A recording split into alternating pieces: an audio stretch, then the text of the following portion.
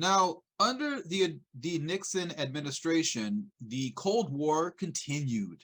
The U.S. still offered financial support to violent and or oppressive dictatorships around the world, such as in Iran, South Africa, and in Chile. The U.S. supported these governments because they were allies in the Cold War, even though they were not true democracies. At least, from the perspective of the US, they were not communist countries, okay? That was the thinking. But Nixon wasn't the most hardcore Cold Warrior. He made huge strides to try to decrease tensions with China and Russia.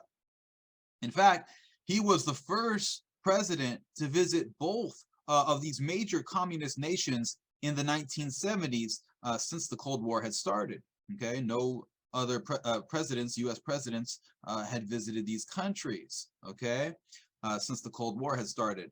So these trips resulted in trade deals between the Soviet Union and the United States, as well as China and the United States. The nuclear arms race also slowed down between the United States and the Soviet Union. During the strategic arms limitation talks, both countries agreed to the Anti-Ballistic Missile Treaty, which limited both countries from creating more than one anti-ballistic missile site. Okay, so for example, if a nuclear war began, both countries would be vulnerable. They would not be able to protect all of their territory with only one site to shoot down the enemy's ballistic missiles, which have nuclear warheads, okay, because they only have one anti-ballistic missile site, okay, and so there was a major deterrent to nuclear war, okay, with the signing of the Anti-Ballistic Missile Treaty. Both countries also agreed to stop the production of nuclear ballistic missiles. Okay, so they're going to stop production. Nixon's efforts to decrease tensions in the Cold War would eventually lead to a period of what they call détente, okay, which is a period of more peaceful relations and cooperation between the Soviet Union and the United States, okay, détente. But the détente would eventually be abandoned when the Soviet Union sent troops into Afghanistan to support the Afghanistan government against a growing Islamic revolution.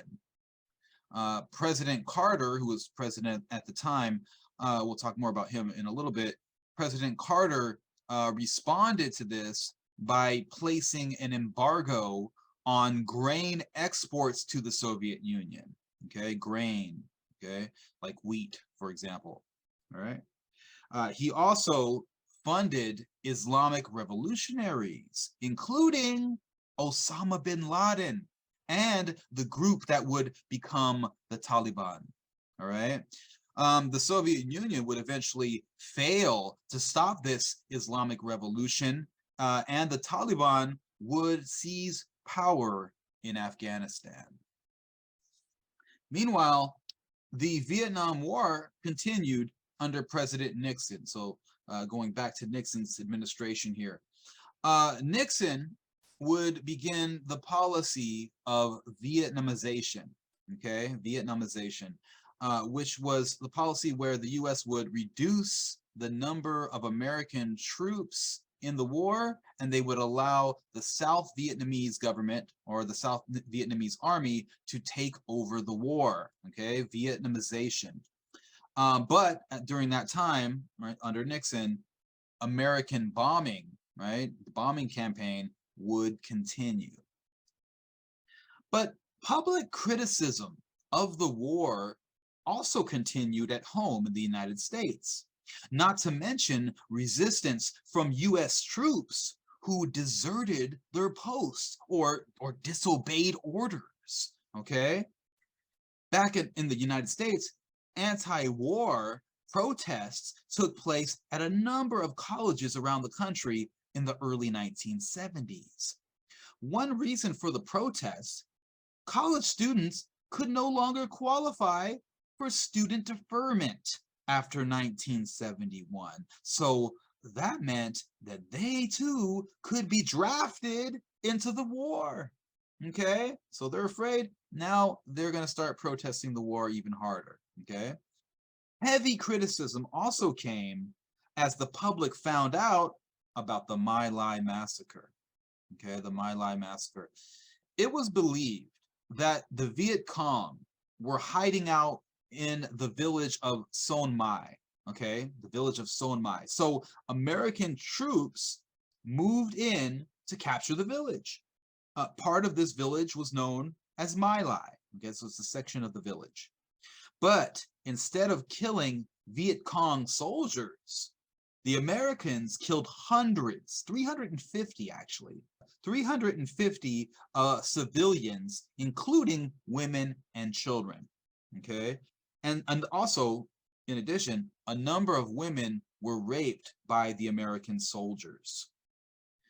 Lieutenant William Cawley was the only soldier that was convicted for this massacre, and he only served 3.5 years of house arrest.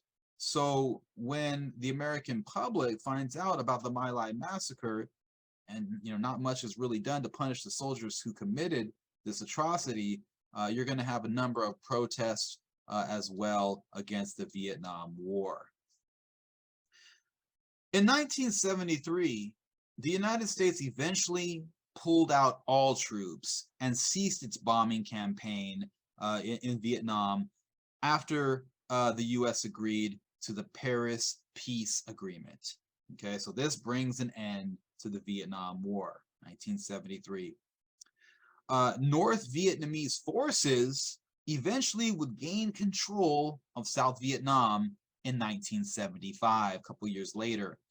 And Vietnam would be united, the North and the South would be united, and it would become a communist country. Okay, so what does that mean? The policy of containment of the United States had failed. Okay, the policy of containment had failed, and the Vietnam War could be seen as a failure for the United States.